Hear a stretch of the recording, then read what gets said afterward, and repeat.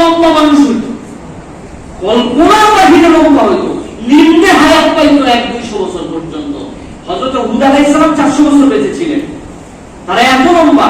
পাহাড়ের মধ্যে যে এরকম করে জোরে করে মনে করেন আমরা যদি যে কাঁচা মাটি কাদা মাটিতে মনে হয় না যে একটুখানি এই জায়গাটা গর্ত করি, এরকম যদি কাদা মাটিতে যেরকম ওরা পাহাড়ের মধ্যে যায় পা দিয়ে এরকম বাড়ি বাঁধলে ওরা এই পর্যন্ত ঢুকায় ফেলতে পারত। 3-4 জন মিলে পাহাড়ে উঠে ফেলতে পারত। এত শক্তিশালী, রোগ বালাই বলতে কিছুই ছিল না ওদের। রোগ নেই, এত ফিট মানুষ, পুরা পাহাড় কেটে কেটে বিল্ডিং বানায় ফেলছে। পুরা পাহাড় ঘর বানাতে বলতেছে, পুরা পাহাড় সুন্দর করে কেটে এরকম বানিয়ে ফেলছে। এত শক্তি। তাদেরকে হুদ আলাইহিস সালাম দাওয়াত দেন, আরে কিসে 15 দিনে ফসল করে, ফসল লাগানোর 15 দিনের মধ্যে তাদের ফসল হয়ে আল্লাহ এত নিয়ামত দিয়ে রাখছেন। 15 দিনের বো হয় লাগায়, 15 দিনের মধ্যে ফসল তাদের কাছে চলে আসে। আরে আমাদের তো সুখী কেউ নাই। রাখো তো তোমার ইসলামের কথা, রাখো তোমার ওই আল্লাহকে মানা লাগবে, একইটার কথা রাখো। আমরা কি খারাপ আছি নাকি? হুদ আলাইহিস সালাম বুঝান কথা শেষ পর্যন্ত শুনলো না। হুদ আলাইহিস সালামকে উল্টা মারতে নেওয়া শুরু করলো। হযরত হুদ আলাইহিস সালাম 70 জন মাত্র লোক নিয়ে বেরিয়ে গেলেন আর তাদেরকে জানাই দিয়ে গেলেন, আসতেছে এমন তোমাদের জন্য ঝড় আসতেছে। কয় ঝড়? পাগল হয়ে গেল। বাতাস শব্দগুলো আমরা নিজেদের বডি দিয়ে ঠেকায়। বড় বড় পাহাড়ে গেছে, যাওয়ার পরে পা দিয়ে যেন নড়াতে না পারে ওদেরকে পূজায় নিয়ে হাঁটু পর্যন্ত গেড়ে দিছে, দিয়ে দাঁড়ায় আছে মধ্যে পরিবার পরিজন রাখছে। বাতাস, আমরা বাতাস ধরি, আমরা বাতাসে আমরা নিয়ন্ত্রণ করি। হুদ আলাইহিস সালাম তাদেরকে বুঝায়ও বুঝ মনে নাই। আল্লাহ রাব্বুল আলামিন আছে তো সূচাগ্র, ওই কিয়ামতের যে প্রলয়কারী তার সূচাগ্র বলা, সূচের মাথা পরিমাণ, এই পরিমাণ বাতাস তাদেরকে যখন দিলেন, 7 দিন টানা আসমানের মধ্যে ওই মানুষগুলা ভেসে বেড়াইছে। বাড়ি গরু ছাগল সব ভেসে, এক মানুষের সাথে আসমানে অনেক মানুষের বাড়ি লাগায়া আল্লাহ ওখানে মেরে ঝুলায় রাখছেন। এরপরে যখন ওই বাতাস নিচে পড়ে গেছে তারা খড়কুটার মতো, এইভাবে আল্লাহ রাব্বুল আলামিন তাদেরকে শেষ করে দিয়েছে। আল্লাহ রাব্বুল আলামিন বলেছেন এই মানুষগুলা যারা পয়গম্বর ছিল তারা সবচেয়ে আমানতদার ছিল, তারা সবচেয়ে বেশি দুনিয়ার বুকে আমানতদারিতে উৎকৃষ্ট ছিল। এই আমানতদারি কি? এই আমানতদারি ব্যবসায়িক আমানতদারি না, সেটাও ছিল। এই আমানতদারি ছিল তাদের মধ্যে। আল্লাহর ফরজ বিধান একটাও তারা লঙ্ঘন করতেন না। আল্লাহর একটা নিষেধাজ্ঞাও নিজেদের জীবনে তাদের সম্পৃক্ততা ছিল না।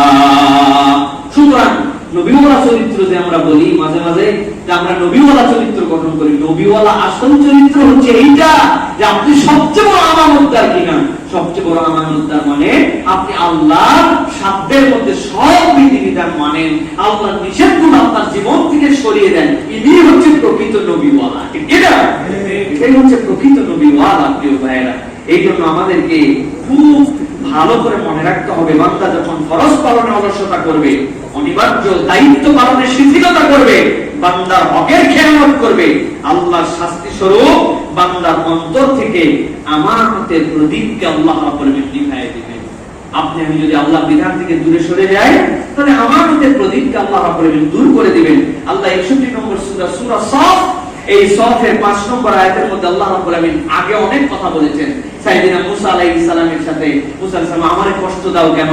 তা আমাকে তো তোমরা চিনো যে আমি তোমাদের নবী, বনি ইসরাইলের নবী, আমার নবীর জন্য যা যা প্রমাণ এগুলো সবই তো তোমরা জানো। ঈসা আলাইহিস সালাম বলেছেন আমি নবী, এর তো প্রমাণ তোমরা পেয়ে গেছো। সেই মায়ের কোলের মধ্যে আমি আল্লাহ সাক্ষ্য দিয়ে বলছি আমি আব্দুল্লাহ, আমি আল্লাহর বান্দা, আল্লাহ আমাকে নবী করে তোমাদের কাছে পাঠাইছেন। এর প্রমাণ আর কি লাগবে? তাও আমারে কষ্ট দাও কেন? নবীদেরকে এত কষ্ট দাও কেন? আল্লাহ রাব্বুল আলামিন বলতে বলতে শেষে বলছেন ফালাম্মা যাগু আযাগাল্লাহু কুলুবাহুম ওয়াল্লাহু লা ইয়াহদিল কওমাল ফাসিকিন। আল্লাহ বলেন ওরা যখন আমাদের অন্তরকে বাঁকা করে ফেললো, আমি রব্বুল আলামিনও তাদের জন্য বাঁকা হয়ে গেলাম। খুব সাবধান, আল্লাহর বিধিবিধান থেকে আমরা দূরে সরে থাকি, আল্লাহ রাব্বুল আলামিনকে আমরা গুরুত্ব দেই না, আল্লাহর হুকুম পালনের ক্ষেত্রে আমরা শৈথিল্য দেখাই। আল্লাহ বলেন ফালাম্মা যাগু আযাগাল্লাহ, তারা যখন বাঁকা হয়েছে আল্লাহ রাব্বুল আলামিনও বক্র করে দিয়েছেন, আল্লাহ নিজেও বক্র করে দিয়েছেন। কি? আল্লাহ বলেন কুলুবাহুম, তাদের অন্তরগুলোকে আল্লাহ বাঁকা করে দিয়েছেন। ওয়াল্লাহু লা ইয়াহদিল কওমাল ফাসিকিন, যারা আল্লাহর বিধিবিধানের সাথে প্রকাশ্য দুশমনি করে, ফিসক করে, আল্লাহ রাব্বুল আলামিন তাদের অন্তরগুলোকে হেদায়েতের আলোয় উদ্ভাসিত করেন না। কেউ ভাই আমরা যাই করি না কেন সর্বোচ্চ আমাদেরকে মনে রাখতে হবে কবিরা গুনাহ যেন আমাদের দ্বারা না হয়। প্রত্যেক ইমানদারের টার্গেট যে আমাদের দ্বারা যেন কাবায়ের না হয়, খবরদার কবিরা গুনাহ যেন না হয়, সেটা হাত, চোখ, মুখ, লজ্জাস্থান, জিহ্বা, কোনটার কবিরা গুনাহ যেন আমাদের না হয়। প্রিয় ভাইরা আমার এই জন্য হচ্ছে আমাদের জন্য অনেক বড় বিষয়, কিন্তু আমরা এখন দেখতে পাচ্ছি যে আমরা আমানতদারিত্ব তো নেই, বরং আমরা উল্টা আরো এমন কথাবার্তা এমন কাজ করছি যেগুলো আমাদের জন্য এখন আমানতহীনতার কারণ হয়ে দাঁড়িয়েছে। প্রিয় ভাইরা দেখেন ইসলামে একটা পেশা যেটা হচ্ছে দালালি করা। দালালি আমরা বলি না, এই যে আমরা মাঝে মাঝে রিপ্রেজেন্টেটিভ বলি, এই যে এইটাকে দালালি বলা হয়। ইসলামের একটা পরিভাষা আজের মুশতারিক বলা হয়। আজের মুশতারিক যে হচ্ছে দালালি করে। ইসলামে কিন্তু দালালি করা হারাম না, ইসলামে দালালি করা অবৈধ নয়। ইসলাম এটাকে বৈধতা দিয়েছে, কিন্তু এই বৈধতা আপনাকে বুঝতে হবে। আপনি দালালি করতে যায় যেন বিশ্বাসঘাতকতা না করেন। আপনি আপনার যে পর্যায়ে দালালি করতে হবে সেটা লিমিট যেন আপনি ক্রস না করেন। আপনাকে বলছে ভাই আমি আমার গরুটা বিক্রি করতে পারি না, আমার গরু কিন্তু এই দাম, বয়স, এই ওজন, এতদিন পর্যন্ত আছে, তুমি এই কথা বলে যদি বিক্রি করো তাহলে তোমাকে ভাই উজরত হিসাবে এই টাকা দিব।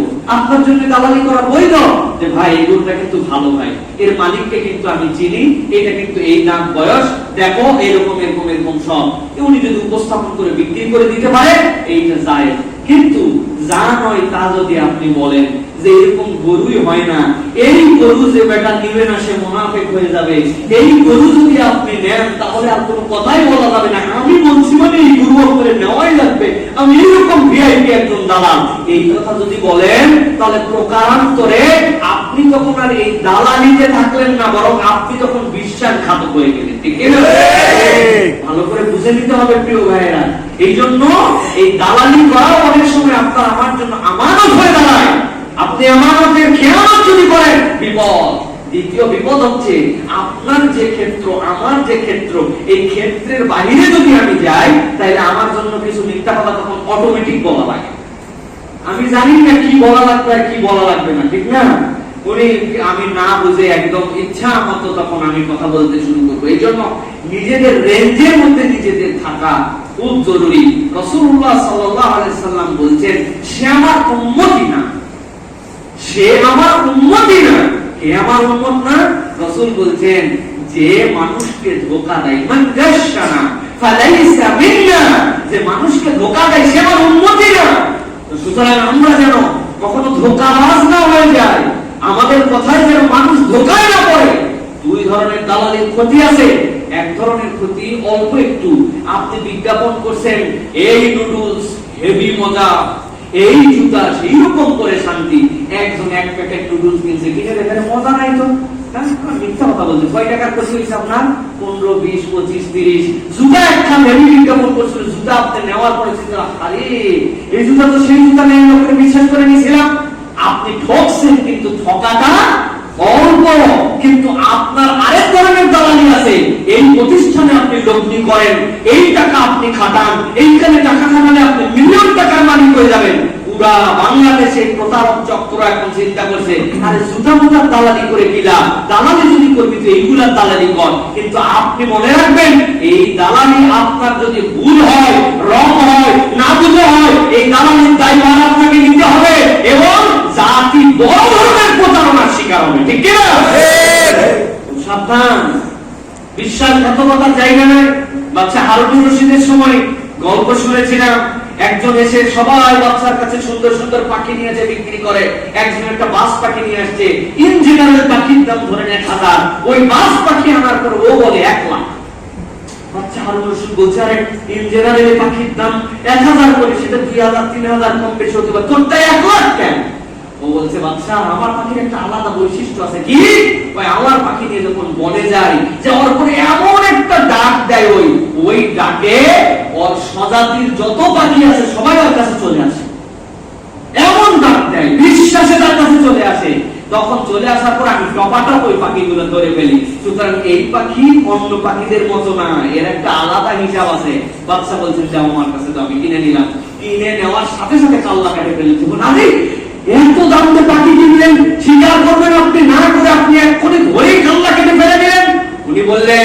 যে পৃথিবীর বুকে যারা স্বজাতির সাথে গাদ্দারি করে ওই গাদ্দারদের পরিণতি হচ্ছে এইটা যে বেটা তুই গাদ্দারি করে কেন করবি, তুই টেকনিক অন্য কিছু করতে পারিস, কিন্তু তুই গাদ্দারি করে স্বজাতিকে নিয়েছে অন্যের কাছে ধরালেন, তার মানে গাদ্দারের কোনো অবস্থা আমার কাছে নাই। প্রিয় ভাইরা মনে রাখবেন, দুনিয়ার বুকে এমন দালালি করতেছে আমরা যেন জাতির সাথে গাদ্দারি করে না বসি।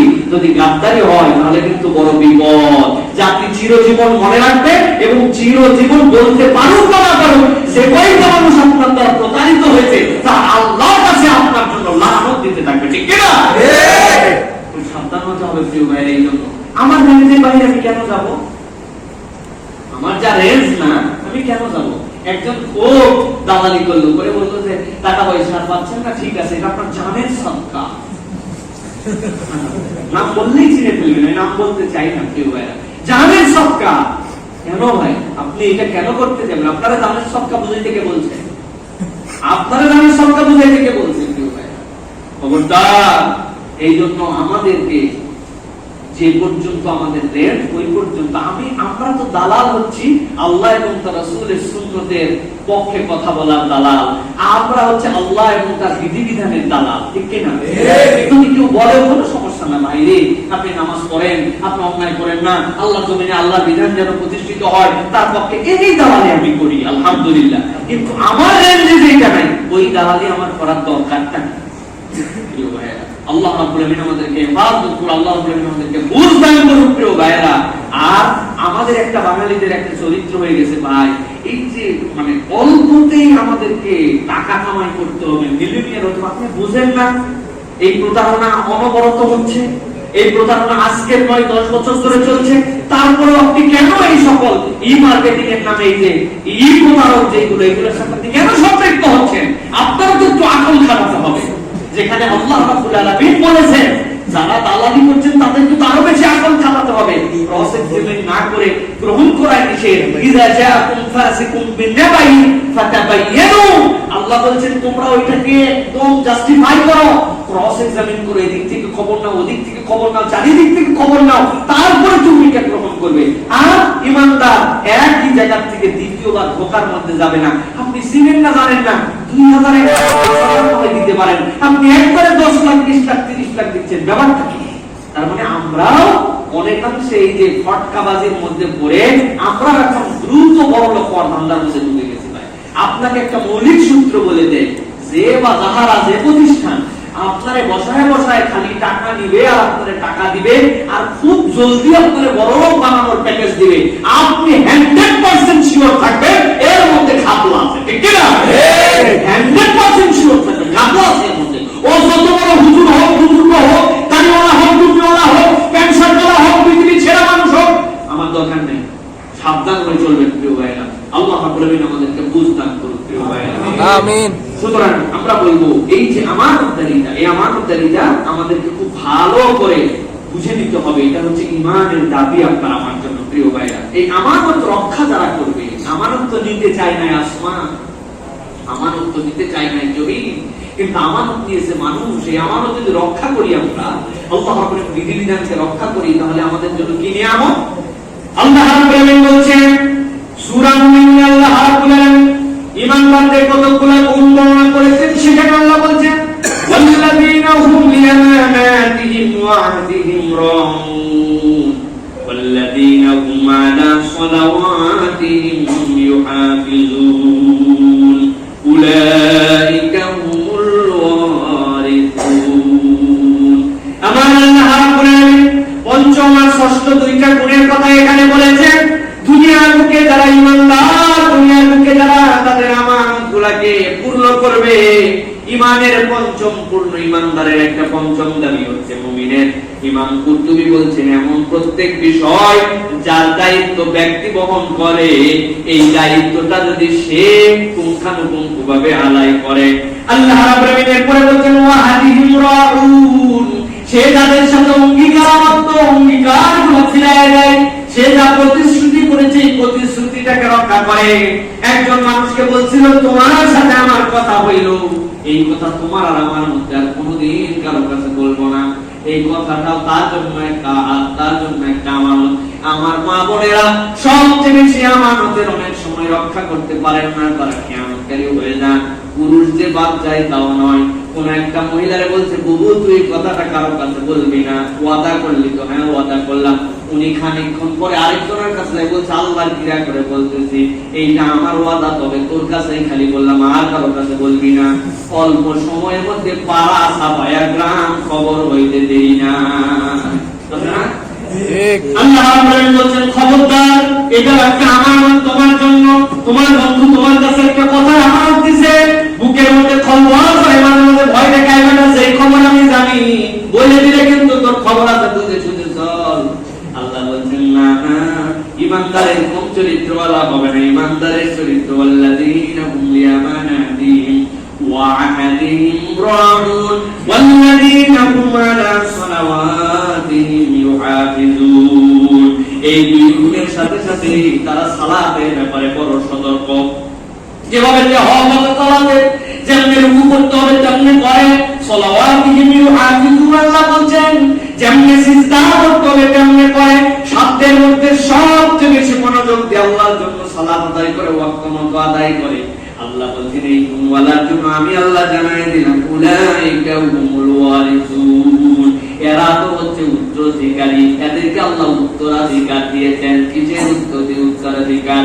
আল্লাহ বলছেন আল্লাযীনা ইয়ারিসুনাল ফিরদাউসা হুম ফিহা খালিদুন। এই উত্তরাধিকার কিছুই নয়, বরং এইটা হচ্ছে ফিরদাউস, সেই জান্নাতের উত্তরাধিকার। আল্লাহ রাব্বুল আলামিন এই বান্দাগুলোকে এই গুণের কারণে একবার জান্নাতে ঢুকাবেন, একবার ফিরদাউসে ঢুকাবেন। ওই ফিরদাউস থেকে রব্বুল আলামিন কখনো তাদেরকে আর বের করবেন না। সুবহানাল্লাহ সুবহানাল্লাহ। কোরআনুল কারীমের মধ্যে ফিরদাউস শব্দ দুইবার এসেছে, পুরা কোরআনে দুইবার। একটা হচ্ছে এখানে যে সূরা মুমিনুনের 11 নম্বর আয়াতের মধ্যে, আরেকটা হচ্ছে সূরা কাহফের 107 নম্বর আয়াতের মধ্যে। মুফাসসিররা বলেন ফিরদাউস মানে বাগান। পৃথিবীর যত ভাষা আছে সব ভাষায় ফিরদাউসের বর্ণনা আছে। আল্লাহ যত ভাষা সৃষ্টি করেছেন সব ভাষায় ফিরদাউসের বর্ণনা আছে, সব ভাষায় ফিরদাউসের প্রচলন আছে। মুফাসসির বলেন ইমাম কুরতুবী, তবে ফিরদাউস একটুখানি আলাদা বাগান। কেমন বাগান? যেই বাগান আঙ্গুর বিশিষ্ট হবে তাকেই ফিরদাউস বলা হয়। আর ওই আঙ্গুরটা দুনিয়ার মতো আঙ্গুর রূপে দেখলেও জান্নাতের আঙ্গুরের বর্ণনাটা এমন, বান্দা যদি 1 কোটি বারও ওই ফিরদাউস থেকে আঙ্গুর খায়, প্রথমটা খাওয়ার পরে 1 কোটি বার তোমরা যখন খাবে, একটার সাথে দ্বিতীয়টার স্বাদ মিলবে না। সুবহানাল্লাহ। আমার আল্লাহ রাব্বুল বলছেন আল্লাযীনা ইয়ারিসুনাল ফিরদাউস হুম ফিহা খালিদুন। আমি রাব্বুল আলামিন তাদেরকে উত্তরাধিকার দেব। কিসের উত্তরাধিকার? ফিরদাউস। কেন ফিরদাউসের উত্তরাধিকারের কথা আল্লাহ বললেন? আল্লাহ রাব্বুল আলামিন এই কথা বলার কারণ, ওই প্রথম আয়াতের মধ্যে রাব্বুল আলামিন যখন বলেছিলেন ওই মানুষগুলোর জন্য আসমানের কাছে বলা হয়েছিল প্রতিশ্রুতি রাখবে কিনা, আমানত রাখবে কিনা, বলছেন না পারবো না। পাহাড় তুমি রাখবে কিনা? না ভয় করে, সংখ্যা হয়, রাখতে পারবো না। জমিন রাখবে কিনা? রাখবো না, পারা সম্ভব নয়, ভয় হয় আমরা অপারগ হয়ে যাব। আল্লাহ রাব্বুল আলামিন যখন এই ফিরদাউসের বর্ণনা বলছেন, সাইয়্যিদিনা আদম তখনও দুনিয়ায় আসেন নাই, জান্নাতের মধ্যে আছেন। আল্লাহ জান্নাতের মধ্যে তার মালিকানা দিয়েছেন, জান্নাতের মধ্যে তিনি থাকেন। ওই জান্নাতে যখন এই জান্নাতে আসার সুসংবাদ তার সন্তানদের জন্য দেওয়া হয়েছে, আমানত যদি রাখো তাইলে জান্নাত পাবে, ওয়াদা যদি রাখো তাইলে তোমার সন্তানরাও জান্নাতে আসবে। তুমি যদি সালাতের ক্ষেত্রে সন্তর্পণে তুমি যদি সালাতকে হেফাজতকারী হও তাইলে তুমি জান্নাতের মধ্যে আসবে। এই আয়াতের তাফসীরে মুফাসসিররা বলছেন আদম আলাইহিস সালামের সন্তান হিসাবে যারা এই তিনটা প্রতিশ্রুতি পালন করবে, আল্লাহ উত্তরাধিকার সূত্রে তাদেরকে জান্নাতুল ফিরদাউস দিবে। সুবহানাল্লাহ। আমার বাপের জায়গা আছে জান্নাতে, আমার বাপ তো আদম আলাইহিস সালাম। আল্লাহ রাব্বুল আলামিন তার জন্য উত্তরাধিকারের ব্যবস্থা করেছেন, আমি সেই উত্তরাধিকারে জান্নাতে যাব। এইজন্য আল্লাহ সুন্দর করে বলেছেন, আগে জান্নাতের বর্ণনা দেখবেন। আল্লাহ বলছেন ভালো করে খেয়াল করো, আল্লাযীনা হুম আলা সালাওয়াতিহিম ইউহাফিজুন উলাইকা হুম